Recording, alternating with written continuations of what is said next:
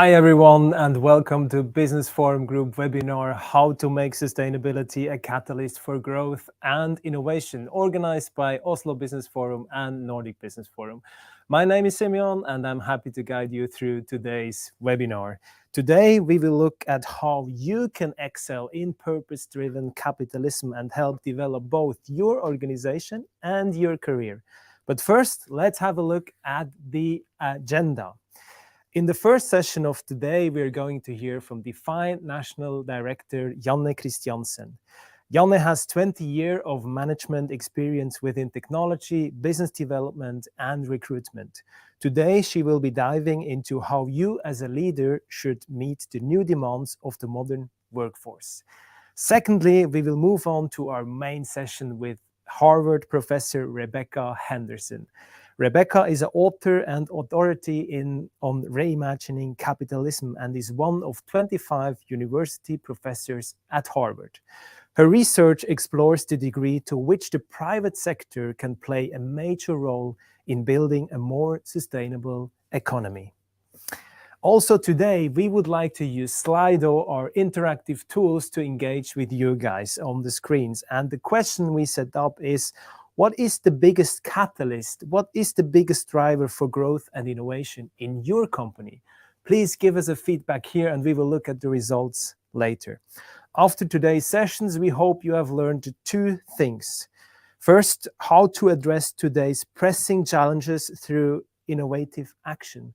And secondly, how to ignite unparalleled enthusiasm among employees by embracing a problem-solving mindset. You can give your feedback on Slido. So what we have a look here, what is popping up? What is the biggest catalyst, the biggest driver for growth and innovation in your company? People we see, vision and business models, curiosity, ChatGPT, interesting, continuous learning, sustainability and culture, engagement, people, the biggest cloud here, very interesting. We will catch up on that later on, and I would like to go and get started with Janne Kristiansen, National Director of Dfine Norway. She will dive into meeting the new demands of the modern workforce. Dfine is a part of Randstad, the world's largest HR company and the only HR service provider recognized by the Dow Jones Sustainability Index.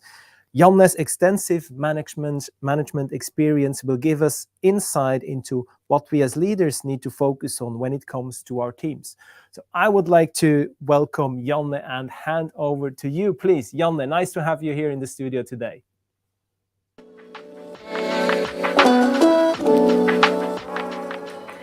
Thank you for your kind introduction.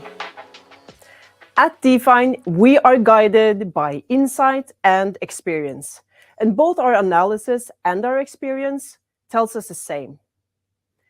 The landscape for leadership has changed. Employees have new demands and new expectations, and leading people today has also become more demanding, but luckily also more rewarding. Good leaders make a big difference to people, to companies, and to society. And to succeed in the game of recruiting and retaining talents, there are some things leaders need to know. And that's what I will try to share with you today. Let's start by taking a look at the labor market, because we see a very low unemployment rate. At the same time, there are a lot of vacant positions. And I think we probably have to go 15 years back in order to see the same levels on the employment rate. And in that mix, we also see an extreme mobility amongst candidates. And that tells us that people who are looking for a job, they are already working somewhere else. So in other words, people are still on the move. And it takes time to recruit and onboard and make people to perform on top. And leaders Dfine have talked to lately was hoping that 2023 would be the time where they could reap the reward of hard labor. There are many reasons why people are changing jobs right now. And in our latest report, we found 3 major factors influencing the workforce right now. And number 1, it's the prospect of a pay raise. Number 2 is work-life balance. Number 3, career progression. And I'm going to talk more about these 3 factors, but there's one thing that's worth mentioning. And that is that the fear of losing your job are actually doubling the likelihood that you will find something new. And today, 13% actually fear they might lose their job due to market unrest. And of course, it makes sense to leave for something new rather than leaving without anywhere to go. It's a no-brainer. And also you as a leader have to think about what are you communicating? What are you signalizing? because you might also be the one who pushes them to leave. So let's get back to the 3 factors influencing the workforce right now. And firstly, the prospect of a pay raise is of course highly motivating when the cost of living is increasing. And to be honest, it's probably easier to get a pay raise if you change your job, rather than having to ask your current employer, who's also have higher bills and expenses today. At the same time, our research shows that leaders think that the candidates has way too high salary expectations in return for too low competence. And you don't want to pay people just to stay on. You want to pay people for competence and results. Secondly, the last years of unrest and the turbulence in the global economy has made employees think, feel, and prioritize different about work. And this has led to that work-life balance has become one of the key factors we are looking for when we are changing our jobs. They are looking for companies that can offer flexibility, autonomy, but also purpose and meaning. And if you deliver on that, your current employees are more likely to stay. Thirdly, career progression is good for both your employees, you as a leader, and also the company. And make sure to talk about that already in the recruitment phase and in the onboarding process. And how visible are your career opportunities at your company? Are you as a leader waiting for someone to raise their hand? Or maybe is someone waiting for you? And make sure people know that they don't have to quit, probably, to learn something new. And with increased expenses and the market unrest, it's not easy to navigate in this. And even though a prospect of a higher pay is the #1 reason why people change their jobs, there are many other things leaders both can and should do in order to keep the best people and attract sought-after talent. And I will, of course, share Dfine's 4 top tips with you. Value-driven leadership. Make your company values matter. More and more so, people want work to be a place where their values are met. It's actually as many as 1 out of 5 that would rather be unemployed than to work somewhere where their personal values are not aligned. 1 out of 5. That's quite a big number. And people are not less value-driven in a cooling market, and the youngest employees, they are even more value-driven than us over 45. And what about you as a leader? Are you value-driven? #2, diversity matters, and make sure to invest in diversity. To actively support diversity and inclusion is considered more important than having schemes for mental health and well-being. And according to a study by McKinsey, companies with a high proportion of diverse employees are 35% more likely to perform better than the industry average. So are you taking notes? And we also found some interesting in our own report, and that is that 74% of millennials thinks that diversity is key for innovation. And that is also saying something about the environment they want to be a part of. And speaking of diversity, we are celebrating Pride Month in Oslo right now. Maybe you are doing the same?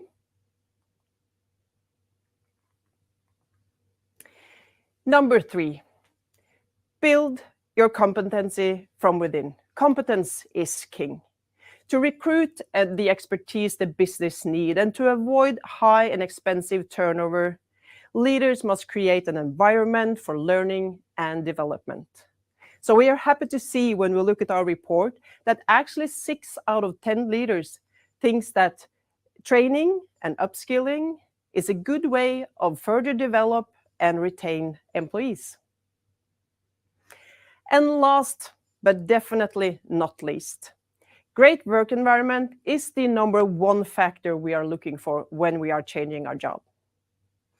If you are able to give your applicants a peek view and an understanding of how your work environment is, they are more likely to choose you over higher pay elsewhere. So great work environment is your number one currency. Make sure you invest in it and talk about it. And hopefully, all these 4 elements are already a part of your employer branding strategy.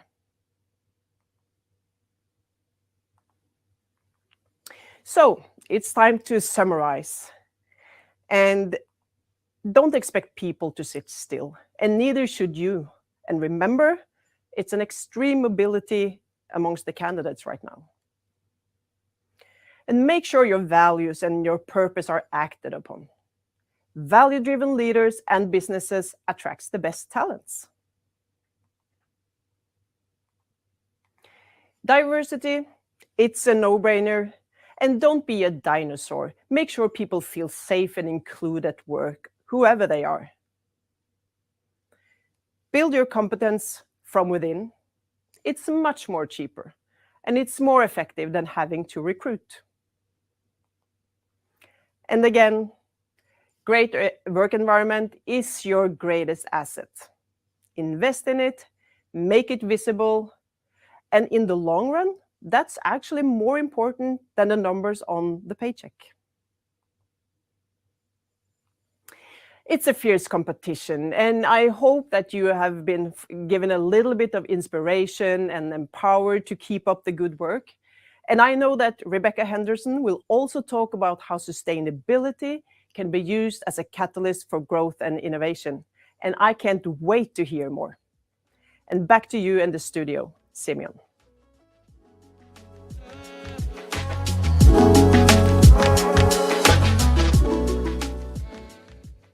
Thank you so much, Janne, for this interesting intro speech. And now it's time for us to move on to our main session with Rebecca Henderson.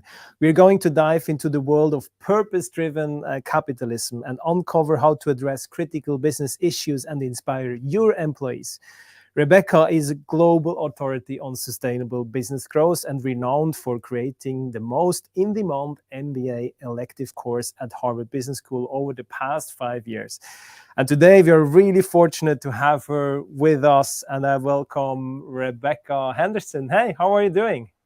I'm extremely well. Thank you for your friendly welcome. And Janne, thank you for that fantastic presentation. I really enjoyed it. It's a pleasure to be here, but I only have 20 minutes to tell you how to drive growth through sustainability. So I'm going to leap right in. Can we go straight to the slide? Yeah, we know, Rebecca. No worries. So how do you use sustainability as a catalyst for growth? Well, the good news is sustainability is going to be the biggest change to the economy that we have seen in 20 years, apart from AI and biotech. So there's a lot going on, but sustainability is a big part of what's happening. And this is my personal obsession. I've been studying these big transitions, these moves from a world in which everyone's doing pretty much the same thing to something very new for my entire career. What you're looking at is a slide of disruption. In the beginning, industries' trends start off really small. It's an era of ferment. We don't really know what's going on. Then they take off. Then you see maturity. Lots of money's being made. Everyone's pretty happy and relaxed. But then you see the new disruption. And sustainability is a disruption like this. What does that mean?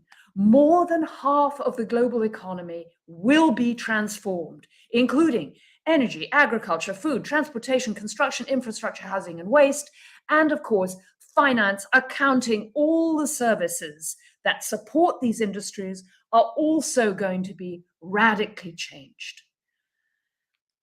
The good news is there's going to be a lot of money to make. And there are 4 basic business cases.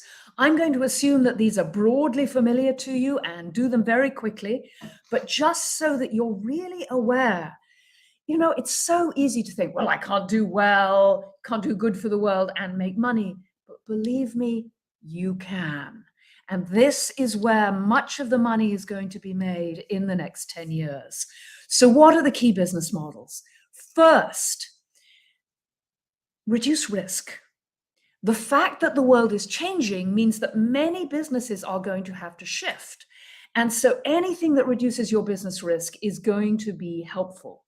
So Iberdrola, for example, one of the largest companies, one of the largest electric utilities in Europe, invested heavily in renewable energy, way ahead of the curve. They were moving before any of their competitors, except Enel and ENI, were really moving. And when you look at what happened in their industry, you can see the results. What are the big three energy companies in Europe to be really doing well? It's Enel, it's Iberdrola, and of course the Danish wind company, Ørsted. Everybody else bumping along in the bottom. How else to make money? Cut costs. Fossil fuels we have to transition from fossil fuels. The good news, cutting energy use reduces fossil fuel use, saves money. Walmart took $1 billion a year to the bottom line by increasing the efficiency of their transportation fleet. Overall, they cut annual GHG emissions by 23% while making money the entire time. This is Walmart we're talking about. Every investment they've made to reduce greenhouse gas emissions has made them money or left them even. And this at a time when their overall revenues have grown by more than 25%. Here at Harvard, where I was chair of the Committee on Reducing Greenhouse Gas Emissions, we've taken them down by 40% and made money every step of the way. Many large organizations, and even the small ones, haven't looked at energy conservation, at how they use water, at how their buildings are structured. Through insulation and sensible measures of waste reduction and energy reduction, my guess is you can save a great deal of money very profitably. Build your brand. We're seeing increasingly, and Janne mentioned this, that the younger generation and much of the population wants to work for and to buy from firms that reflect their values. We are seeing firms like H&M introduce new brand names like Conscious, saying, no, we're aligned with your values, we're doing the right thing. We're seeing new startups like Rothy's, new in the market, $140 million in revenue, already $1 billion valuation. Lots of opportunity to build brands in this space. You can also create entirely new businesses. SK, the second largest conglomerate in Korea, is moving in a very large way into battery storage, a market that's predicted to explode over the next 10 years. But it's not just energy. We're seeing huge innovation in fields like food, with new products like the Impossible Burger gaining a significant share of the market. The only way we are going to meet a 2-degree goal is if we switch away from meat on a massive scale and in general revolutionize how we think about agriculture. So there are huge opportunities in agriculture and food. Of course, change is never easy. I know that. I know how hard it is to change. I spent, as I said, my entire career studying it. I worked with Motorola, with Kodak, with Nokia. Oh, my apologies. I'm close to Nokia's home territory. But I spent about 6 months of my life trying to persuade them that Apple was a real threat and that they needed to respond.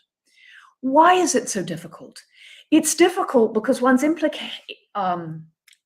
intuition is first to say, it's not really happening. You know, life is busy, I have a lot going on. Yes, sustainability is an issue, but don't talk about it now. Even after organizations have decided that, okay, there is movement, our employees care, our customers are clear, there's the sense of, we won't make any money. I've tried to address that, but anytime you do something new, It's going to take investment. It's going to take focus. It's going to take attention. It's most unlikely that the first time you try and do something in this area, it will make you a huge amount of money. You have to be with it for the long term. You have to build a convincing business case. And last but not least, the insuperable hurdle. Okay, I think it's happening. I think I can make money, but oh, I can't get it done. We have too much on our plate. We don't have the skills. It's not the moment. We're short of capital. Believe me, I've heard every excuse under the sun. So, your job as leaders is to simultaneously develop a new strategy in consultation with everyone on your team. What are you going to do in sustainability? Not just issue a statement. Believe me, employees and customers can see through greenwashing really easily, and it's liable to create cynicism and even contempt. So what are you really going to do in this space? Where are you going to start? What small project? What single product? What geography are you going to start on to show that you really care about sustainability and it's integral to your values? And at the same time, how are you going to persuade the organization to come with you? And how are you going to organize for innovation? Well, the good news is, in principle, we know exactly how to do this. I have spent more than 30 years of my career studying it, and I'm not the only one. There's lots out there on how to think of this as just another change process. And I don't need to tell you how turbulent the world is. You're going to be managing multiple change initiatives at once.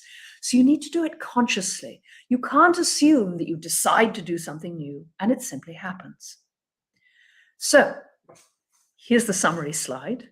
All you need to do is be agile and flexible, experiment, learn to collaborate, run autonomous teams, have a bias for action, embrace failure, and disrupt yourself. You got that? Okay, let me take that more slowly. I'm going to give you 4 ideas, and I hope they're helpful. In each case, I'm just going to touch the tip of the iceberg, but if any of them catches your attention, believe me, you can dive deeper. There are books, there are individual consultants, there are other firms who've experimented with all of these tools. They're proven tools that can really help you innovate in productive ways. So first, and this really, here I'm really echoing what Janne said.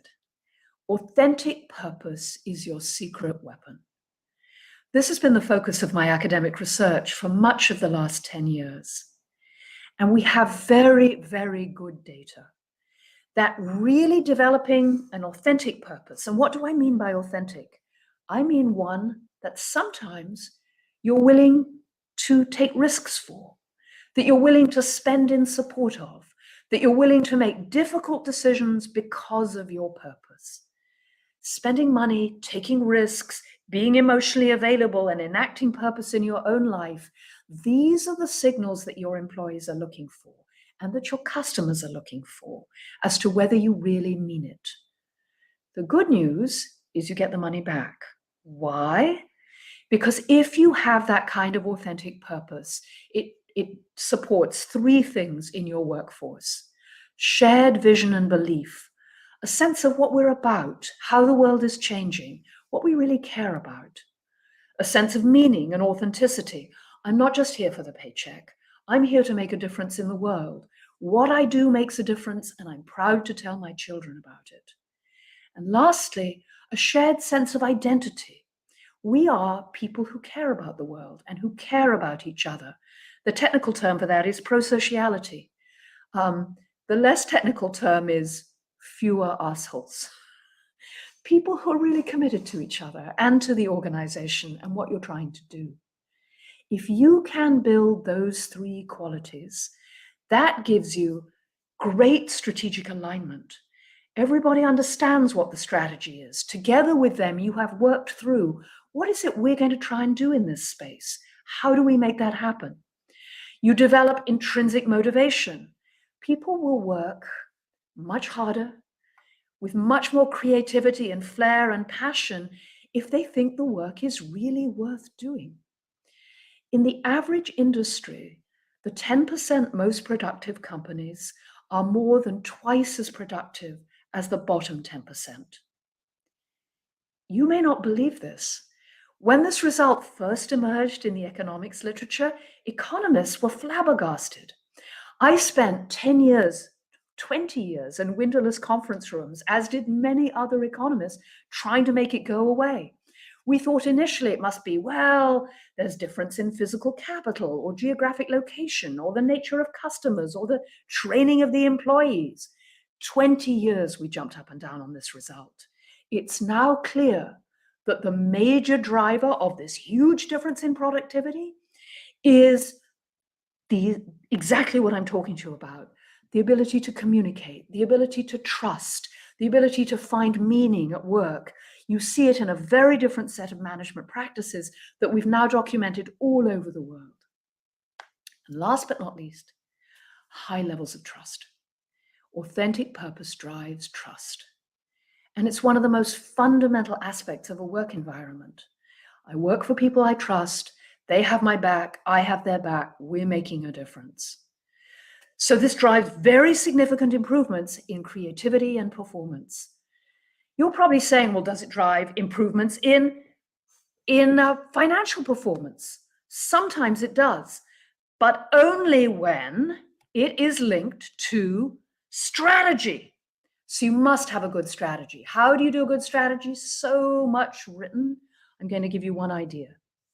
You use scenario analysis to kick things off.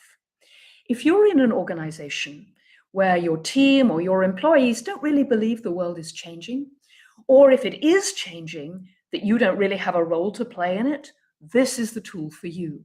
How do you do it? You get your team together and you say, okay, what might change in the world that would really make a difference to our business?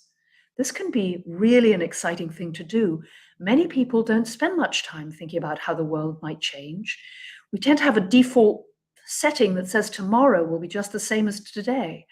But as COVID showed us, as the war in Ukraine shows us, as the devastation in Pakistan and Bangladesh and California caused by climate change is showing us, the world can really shift.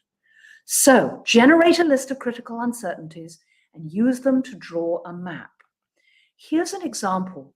This is an analysis I did with an American electric power generating company over 10 years ago.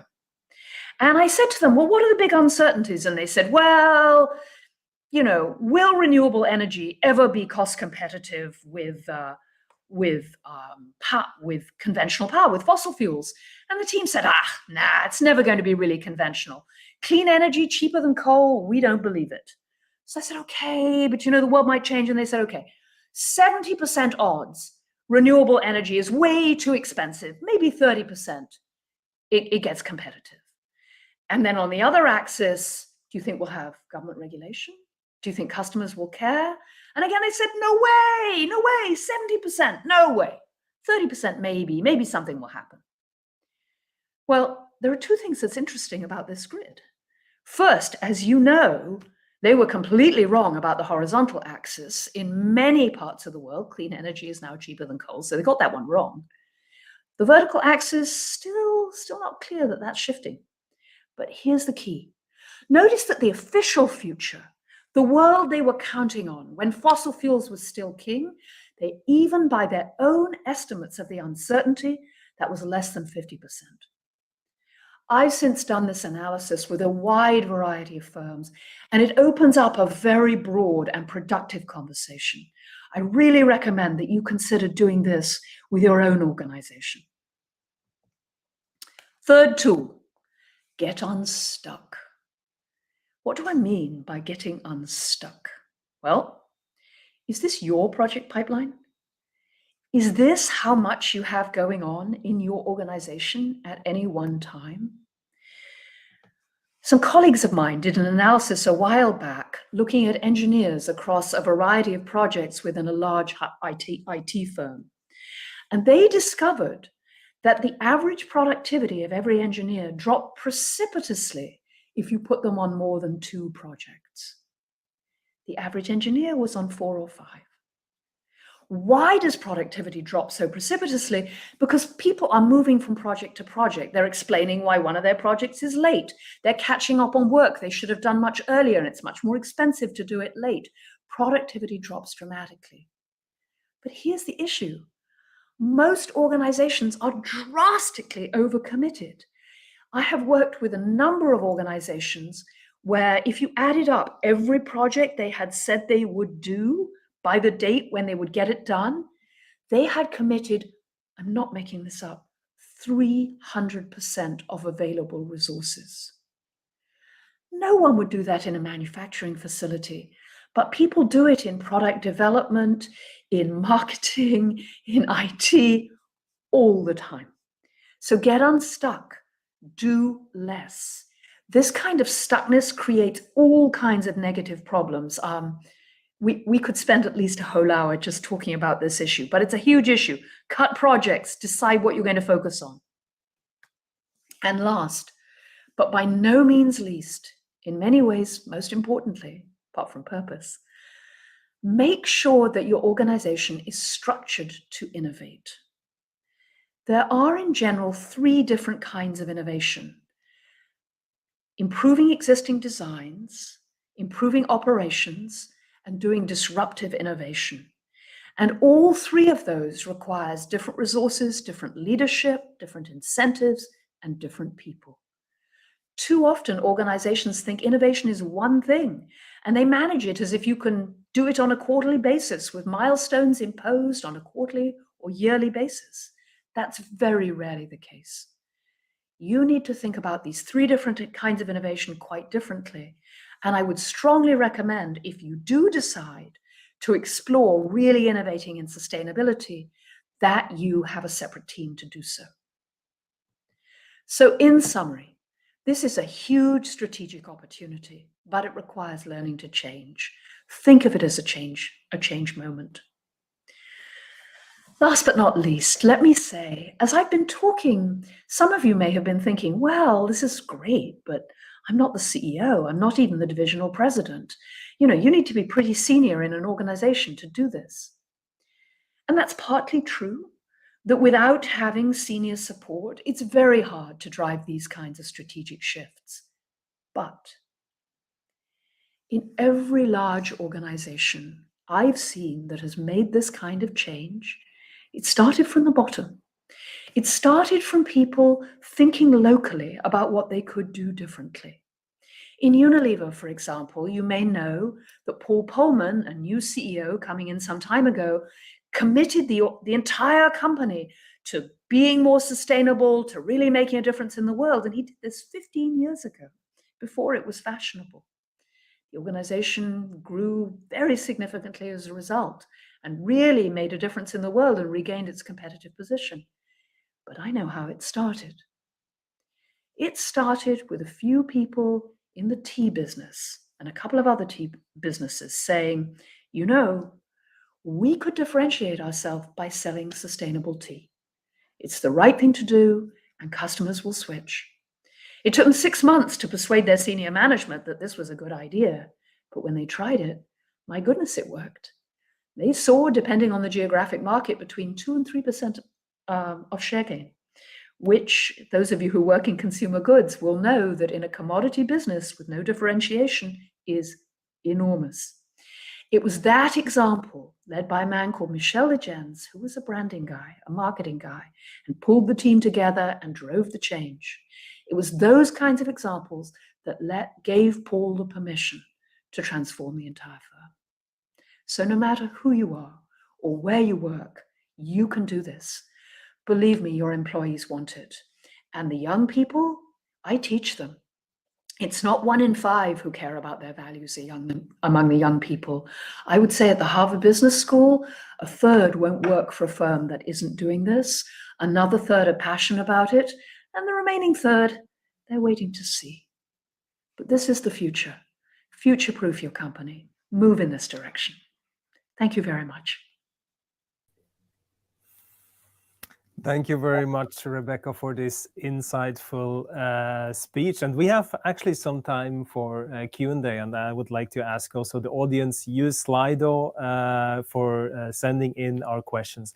I would like to follow up with one question, Rebecca, specifically when it comes to the company that focus on the big challenges, right, on the big questions. And isn't it often like that it's hard in a way that the employees themselves say, okay, but what is in it for myself on the short term? So what do you think is very important for leaders to bring their whole team on board? Because I guess this is the main challenge, to bring everyone on board if you tackle the big questions in sustainability, right? Do you have any advice here? For sure, for sure. This is a big issue, right? Everybody is busy, everyone thinking about their own career, and now you want me to do what? So 2 keys. You need to manage strategy and you need to manage culture. So you have to persuade everyone in the organization that there is a business case, that you're not just doing this to make yourself feel better, that you have a worked out plan for how to explore that business case and demonstrate that it works. That's why I introduced the scenario analysis tool. It's a fabulous way of building consensus among a group that, oh my goodness, the world is changing. So often, most people go forward thinking, yeah, it might change, but not soon. And that whole green stuff, not for my business, not right here. A scenario analysis can help people think like, oh my goodness, having the world stay the same is less than a 50% chance. We should at least be covering our bets. We should be doing something different. So really focusing on strategy is a key. But then you also have to focus on culture. Because if you can really persuade your employees that what you're persuading will make a difference in the world and for their firm, the sort of what's in it for me in the short term, it goes away. Let me give you an example. I was working with a large pharmaceutical company that was considering introducing targeted drug diagnostics. So for every drug they introduced, there would be a test that would tell the patient and the doctor whether this drug would work for them. And they were considering doing that because for many commonly prescribed drugs, roughly 50% of patients are not responsive. The marketing manager was furious. He said, if we do this, our sales are going to drop by 50% because people are going to find out that the drug isn't working for them. And the CEO looked at him and he said, let me see. Are you comfortable going on selling drugs that don't work to sick people? And the marketing manager was like, whoa. Directly connecting everybody in that company's values, because it was a very value-driven company. They really cared about patients. Connecting values immediately to this business decision right now, done. That's what it looks like on the ground. At Unilever, Paul started sessions in purpose, personal purpose for everyone in the firm. He started at the top 50, top 200. He went down to thousands of people. What is your purpose? Why do you work here? What do you care about? How do we enact that? That's what keeps people focused and connected to their work. Yes, it takes time and energy to have those conversations, but believe me, they will pay back in so many ways, and not only financially. One of the things about moving in this direction is you can feel you're part of the solution. That horrible sense of despair I suspect some of you are feeling, I know my students are, that the world is really in trouble and there's nothing can be done. It's not true. We have the technology and the resources to address it. It's all about moving at scale and speed. And once you start to move, you will feel some of the hope and joy that comes from that.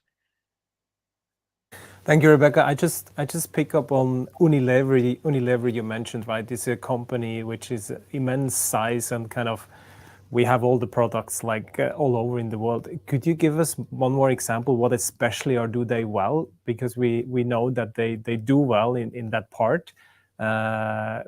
If we talk about Unilever. Sure. Well, one of my favorite examples is soap. So Unilever sells soap all over the world. And for years, it was, within Unilever considered rather boring. Like, we sell soap, we have to come up with another marketing campaign to sell soap. And you wouldn't think you could do very much with soap. But when Paul really led the embrace of purpose within the organization, he challenged every brand to think about what is the way in which we're already having an impact on the world, in which your product can make even more impact. And the people running the soap business went right back to Unilever's history. Unilever was founded as a soap company, founded in the 19th century to sell soap to factory workers in northern England, because this is the lever part, because they were very dirty. Everything was covered with coal and dirt. And Lord Lever wanted to sell soap because he thought it would improve the quality of everyone's lives. And the soap business inside Unilever built on this to think about what they were doing. Unilever is one of the largest sellers of soap in the less developed world, or in the developing world. In India, for example, don't quote me on this, but I believe 1 billion people use Unilever soap every day. And they started to think about what a difference that was making and how many children's lives they were saving because children were clean, and how many more lives would be saved if more children were clean. We're fortunate. We live a hugely privileged existence where we take completely for granted that of course, we're clean and the sewers are clean and we live a clean life and we don't get diseases like typhoid and cholera. But there are parts of the world that do not have that privilege, where soap can really change lives. And they have completely rejuvenated the brand. It's really growing, much faster than anyone expected. Unilever reports that their purpose-driven brands are growing 30 to 40% faster than their conventional brands and are responsible for the largest share of their growth. So this can really make a difference. And I've met some of the people selling soap, and they are so happy and so excited about what they're doing, and they're selling soap. Thank you so much. And now we have time to go into the questions from Slido. And I want to pick up on the questions which we have on top here.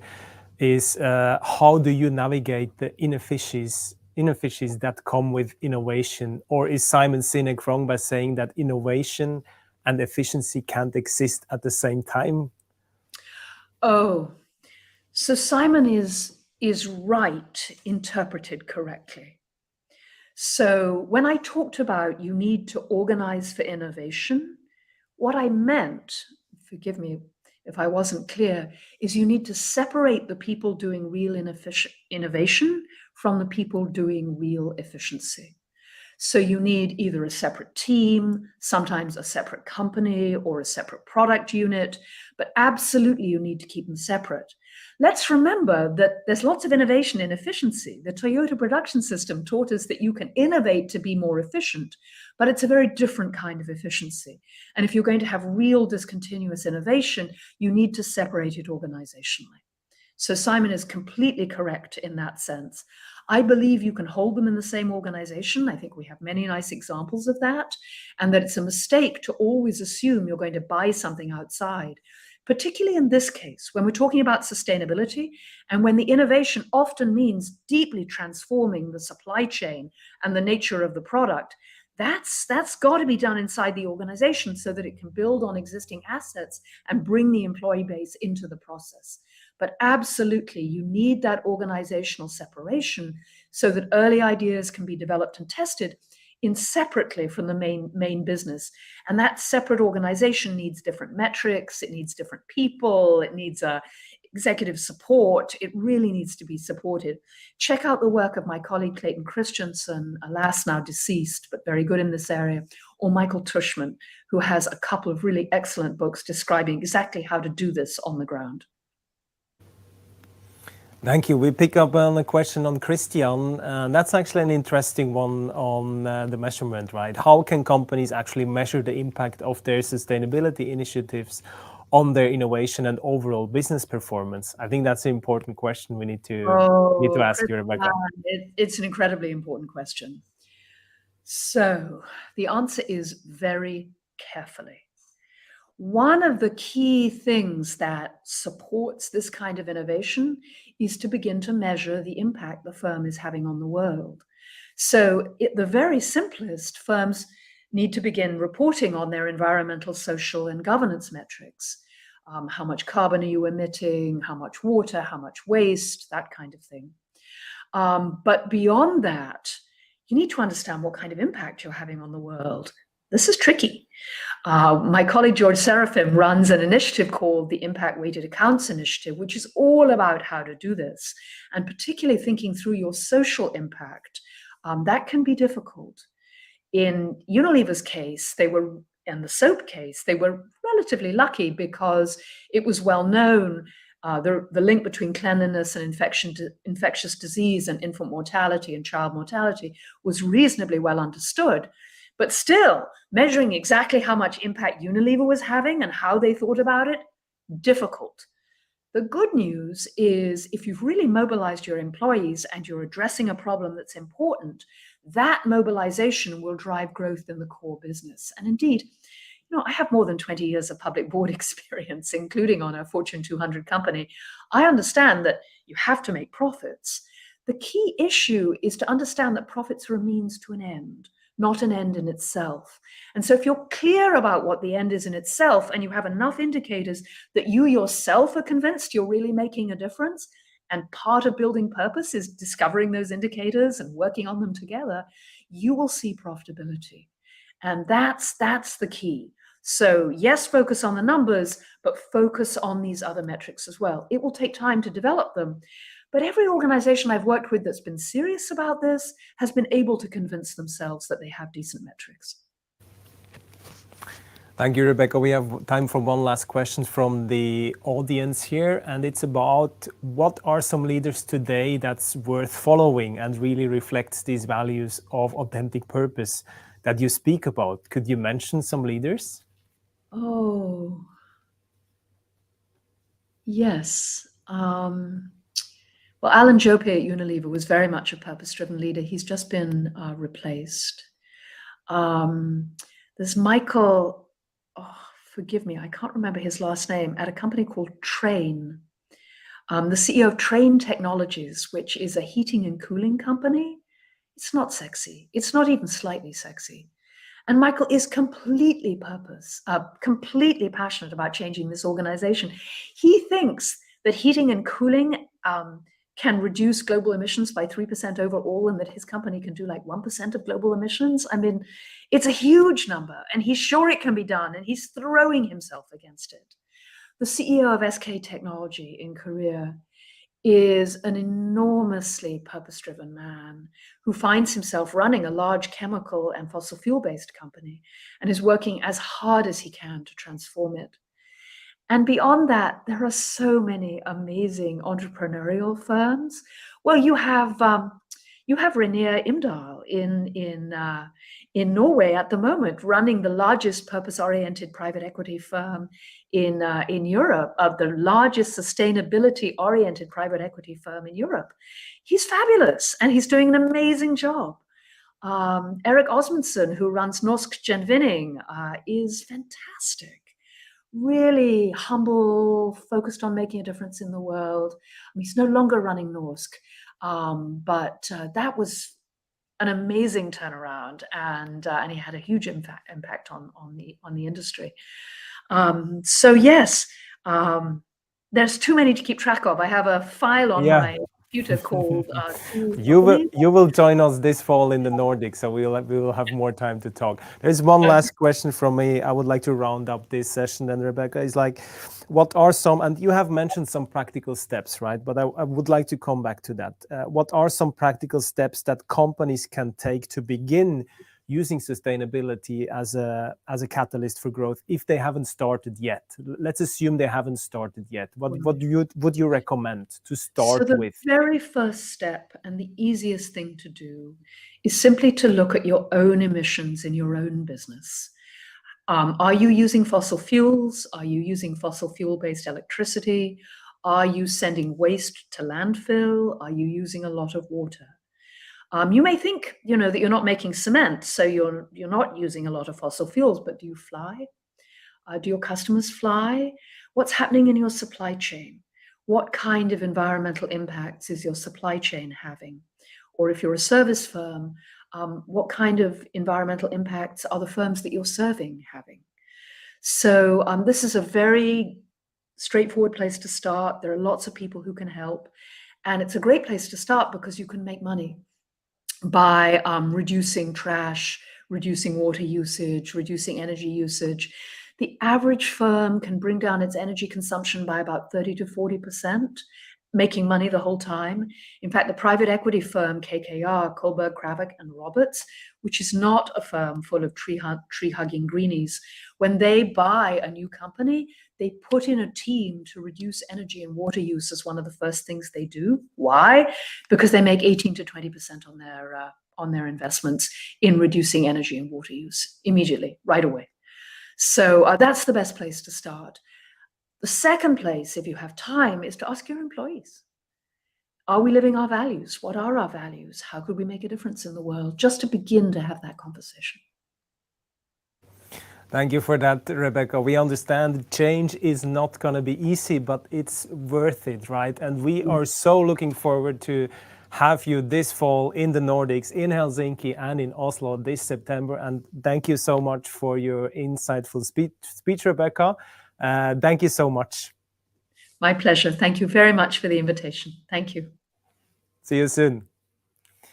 And I have mentioned that Rebecca will come to the Nordics this fall, and she will be among other world-class speakers. So if you're a business leader focused on how to adapt organizational changes, take this opportunity to see Rebecca live on stage at Oslo Business Forum and Nordic Business Forum this fall. And now I would like to invite Janne back to me. Please, Janne, to summarize this nice session and this webinar we had. Rebecca gave us quite some concrete inputs, right, and examples from companies how to thrive in purpose-driven capitalism. So what are your biggest takeaways from Rebecca's speech today? Well, the first thing that I actually noted down was that companies and leaders need to dare to make commitments to change. I think that is really important. And I think at the same time, there are many companies already doing a lot about sustainability and actually are doing great work. But sometimes I think we forget to talk about it and make it visible and actually put it into the context of purpose and our values. So then you're missing out on a great factor, an important factor for employee engagement. Thank you. If you see Rebecca's input compared to what you have learned and experienced and defined, where do you see similarities, or what do you take on defined from this speech? Yeah, we can definitely agree that the big challenge and the big picture is very important and need to be acted upon. But nevertheless, I think in an unrest market and with increased cost of living, etc., it's also the nearest things becomes slightly more important to us.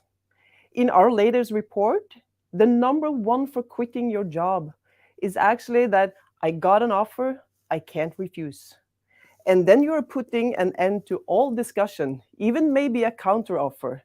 And I think that at that point, you are definitely too late to start to talk about values and purpose and the bigger picture. And it's not easy to navigate in this, but I think that all companies are different. So you actually also have to find your own map, matching your own terrain. Finding your own angle in sustainability for your own company, I think that is a good end to today's sessions. And that actually concludes today's session. I just want to encourage you to take a moment and rate this webinar on Slido. We would highly appreciate it. Thank you once more for joining us today, Janne Kristiansen from Dfine, National Director. Thank you to Rebecca Henderson, which we will see this fall again. And thanks more for joining us. Don't forget, she will come to Oslo Business Forum and Nordic Business Forum this fall. And I would especially thank you at home on the screens for joining us. Make sure to follow our channels for more upcoming activities and events, and have a good day. Take care. Thank you very much.